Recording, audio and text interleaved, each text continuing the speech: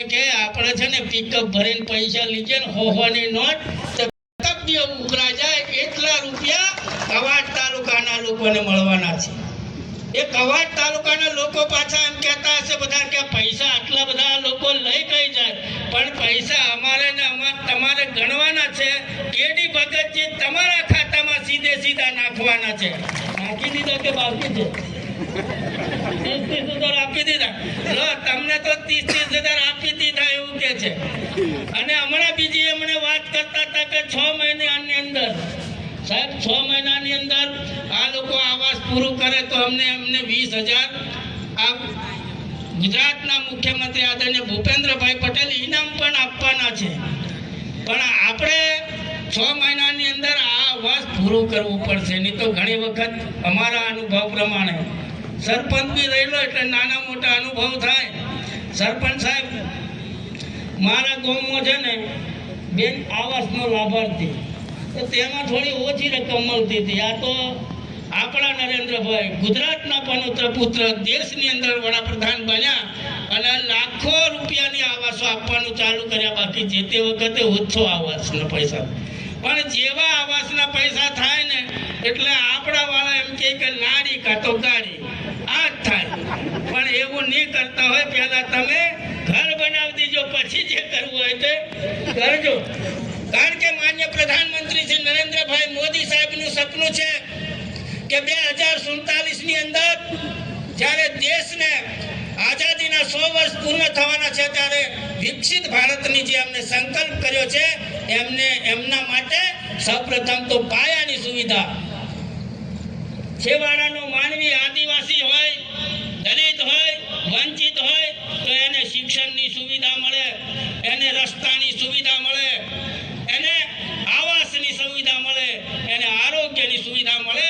એની કોઈ ચિંતા કરતા હોય તો નરેન્દ્રભાઈ મોદી સાહેબે કરી છે। એટલે આપણા કવાડ તાલુકાની અંદર આજે 7,600 જેટલા આવાસોનો લાભ મળ્યો છે।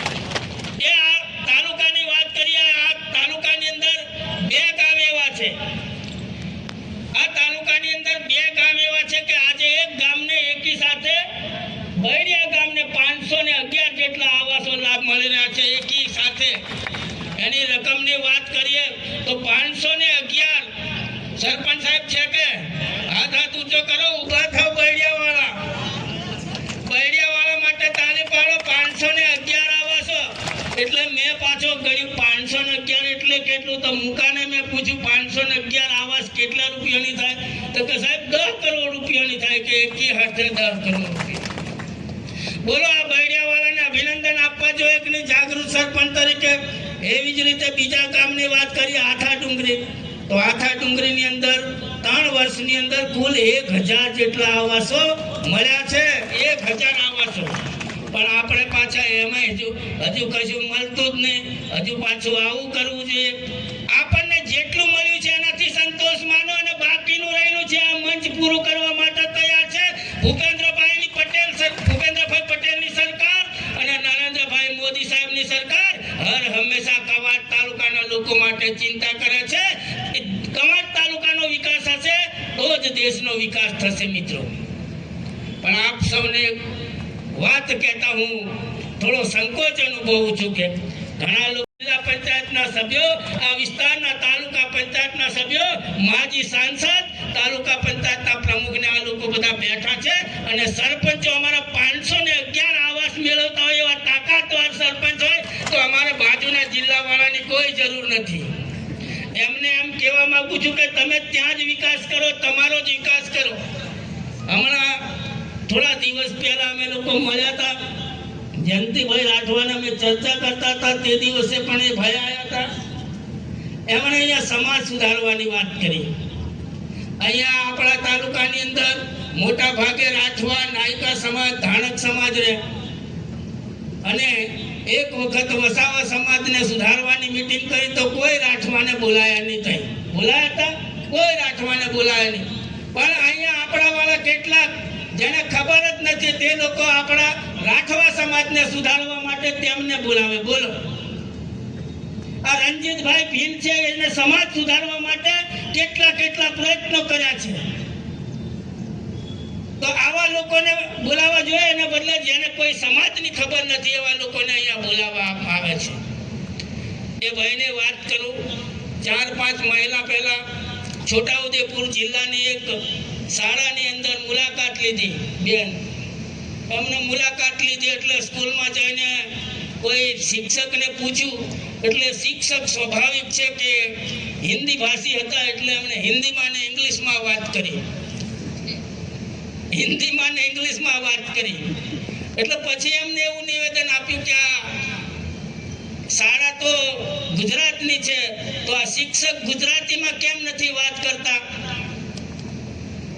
ગુજરાતીમાં વાત કરવી જોઈએ. સરકારની ભૂલ કાઢી, પણ એમને પાગલને ખબર નથી કે આ સરકારી માધ્યમિક શાળા ઇંગ્લિશ મીડિયમની શાળા હતી અને ઇંગ્લિશ મીડિયમની શાળા હોય ત્યાં અંગ્રેજી ભણાવતો જ શિક્ષક હોવો જોઈએ, અંગ્રેજી બોલતો જ શિક્ષક હોવો જોઈએ. એટલી પણ એમને ખબર નથી ને એ સમાજ સુધારવા નીકળ્યા છે. મિત્રો બીજી વાત કહું છું, અહીંયા વિકાસની વાત કરે છે. આ દેશને આઝાદ થયે 75 વર્ષ થયા. દેશના વડાપ્રધાન તરીકે નરેન્દ્રભાઈ મોદી સાહેબ છેલ્લા 11 વર્ષથી સેવાનું શાસન ચલાવી રહ્યા છે. આદિવાસીઓની કોઈ ચિંતા કરી હોય તો નરેન્દ્રભાઈએ ચિંતા કરી છે. હમણાં જયંતિભાઈ રાઠવા કહેતા હતા કે ધરતી આંબા જનજાતિઓ ગ્રામ ઉત્કર્ષ યોજનાની અંદર એવી યોજનાઓ છે કે જે લોકો આ 7,000 તો આવાસ 7,600 આવાસ તો મળ્યા છે, પણ જેટલા પણ બાકી રહે છે એને સર્વે કરવાનું કામ પણ અત્યારે ચાલુ થઈ ગયું છે. ફેબ્રુઆરી મહિનાની 15 તારીખ સુધી આ સર્વે કરવાનું છે. એ પણ તમારે ધ્યાને રાખવાનું છે. સાથે 250 ની વસ્તી ધરાવતું જે ફળિયું હોય એને પણ પાકા રસ્તાથી જોડવાનું કામ આ ભારતીય જનતા પાર્ટીની સરકાર, આ નરેન્દ્રભાઈની સરકાર કરી રહી છે. મિત્રો આગળ વધીને વાત કરીએ. આદરણીય ગીતાબેન રાઠવા સાહેબે જ્યારે સંસદમાં એક સવાલ કર્યો હતો કે આ વિસ્તારને સિંચાઈની સુવિધા માટે છોટાઉદેપુર જિલ્લાની હેરણ નદી હોય, ઉચ્ચ નદી હોય, ઓરસંગ નદી હોય, આની નદી હોય, આ નદીઓ ઉપર ચેક ડેમ બનાવીને સિંચાઈની સુવિધા ઉપલબ્ધ કરવા માટે અમને જે રજૂઆત કરી હતી એનું પરિણામ આવવાનું શરૂ થઈ ગયું છે. ચેક ડેમ સર્વે થવાનું શરૂ છે. મિત્રો બીજી વાત કહેતા ગૌરવ અને લાગણી અનુભવું છું, આનંદ અનુભવું છું કે આ વિસ્તારના આગેવાન તરીકે હું અને જયંતિભાઈ રાઠવા, અભયસિંહ તડવી અને રાજેન્દ્રભાઈ રાઠવા સાથે મળીને આ વિસ્તારને નર્મદાનું પાણી મળે, સિંચાઈનું પાણી મળે, કવાંટ તાલુકાને મળે, છોટાઉદેપુર તાલુકાને મળે, જેતપુર તાલુકાને મળે એનું સર્વે કરવાનું કામ પણ અમે ચાલુ કરાવી દીધું છે. મિત્રો જે કાંઈ છે તે અમે લોકો કરવાના છે. તમને બીજા અહીંયા આપણે બધા આદિવાસી છે, હું પણ આદિવાસી છું. આપણા ગૈરિયાઓ કહેતા કે મતરી માસીને બોચો કોકો. કદાચ કોઈ લગ્ન ઘર તૂટ્યું હોય અને નાનો છોકરો હોય અને પાછળ લેતા જઈએ તો કોઈ હાલે ને મતરિયા સુરણ કોઈ ભાગ હાલે નહીં? હાલે ને. પોતાના હોય તો હાલે ને. તો અમે પોતાના ભારતીય જનતા પાર્ટીના અને ધારાસભ્ય ને હું છે અને તાલુકા પંચાયત ને જિલ્લા પંચાયત પણ છે, એટલે જે કંઈ કરવાના છે એ ભારતીય જનતા પાર્ટીના આગેવાનો જ કરવાના છે. કારણ કે છેલ્લા 30 વર્ષથી ગુજરાતની અંદર ભારતીય જનતા પાર્ટીની સરકાર છે અને હજી પણ નરેન્દ્રભાઈ મોદી સાહેબની સરકાર 11 વર્ષથી કેન્દ્રની અંદર છે. હજી પણ 20 વર્ષ સુધી ભારતીય જનતા પાર્ટીની સરકાર આ દેશ ઉપર રાજ કરવાની છે, આ રાજ્ય ઉપર રાજ કરવાની છે. એટલે જે કંઈ કરવાના છે એ ભારતીય જનતા પાર્ટીના આગેવાનો કરવાના છે. ભારતીય જનતા પાર્ટીની સરકાર કરવાની છે, નરેન્દ્રભાઈની સરકાર કરવાની છે, ભૂપેન્દ્રભાઈ પટેલની સરકાર કરવાની છે. એટલે બીજા લોકોની વાતમાં આવવા જેવું નથી. આ તો મતરી માસી બોચે કોકો જેવી વાત છે ભાઈ. એટલે આપ સૌને આ વાત કહેવા માંગુ છું. તમારે કોઈ પણ કામ હોય તો અમારા આગેવાનો અહીંયા બેઠા છે, અમે બેઠા છે. હું કદાચ દૂર પડું, ગીતાબેન અહીંયા કવાંટમાં રહે છે, જયંતિભાઈને 3 ઓફિસો ચાલે છે, તાલુકા પંચાયતની ઓફિસ ચાલે છે. હું કરવા બીજે ઘેર જઈએ, ભાઈ માગો ને, તમારો હક છે, અમને કહેવાનો હક છે તમારે. એટલે આપ સૌને વિનંતી કરું છું કે હજી કાંઈ જે કાંઈ બાકી રહી ગયું છે એ લોકો અમે પૂરું કરવાના છે. આજના તબક્કે આપ સૌને ખૂબ ખૂબ શુભેચ્છા પાઠવું છું અને અભિનંદન પણ આપું છું. અધિકારીઓને પણ એક વિનંતી કરું છું કે આ લોકોને 20,000નું ઇનામ અપાવવું હોય અને વહેલું આવાસ પૂરું કરવું હોય તો તમારે પણ રેગ્યુલર હપ્તા આપતા રહેવું પડશે. આ લોકો ગાડી નહીં લાવે એની ખાતરી ખ્યાલ છે, પણ તમારે વહેલા હપ્તા ચૂકવવા પડશે. તો 6 મહિનાની અંદર તમામ પ્રકારના આવાસો પૂરા થાય. અને જે લોકો બાકી રહી ગયા છે આપણા ફળિયાની અંદર, સરપંચ તમે 511 લઈ આવ્યા છે પણ હજુ બાકી હોય તો તમે એનું સર્વે કરાવી લેજો. અને તમામ સરપંચોને કહું છું કે તમે પણ એમાં સાથ સહકાર આપી અને સર્વે કરાવજો.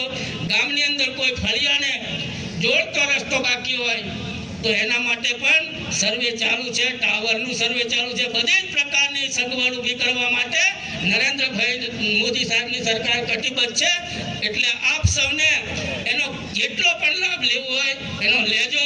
અમે તમારી સાથે છે, તમે અમારી સાથે રહેજો. પાછા ભૂલી જતા કાંઈ હીરાનું માટીનું ગાવે એવું કરતા નહીં હોય ભાઈ. આ તમને સીધું કહું છું. આજના તબક્કે આપ સૌને પ્રથમવાર મળવાનું થયું ચૂંટાયા પછી, અને આપ સૌના આશીર્વાદથી આ દેશના વડાપ્રધાન તરીકે નરેન્દ્રભાઈ મોદી સાહેબની ત્રીજી સરકારમાં જે ત્રીજી સરકાર છે એમાં કામ કરવાનો તક અને આશીર્વાદ આપના માધ્યમથી મળ્યો છે. તે બદલ આપ સૌનો આભાર માનું છું. વંદે માતરમ. ભારત માતા કી જય. જય જય ગરીબ. ધન્યવાદ.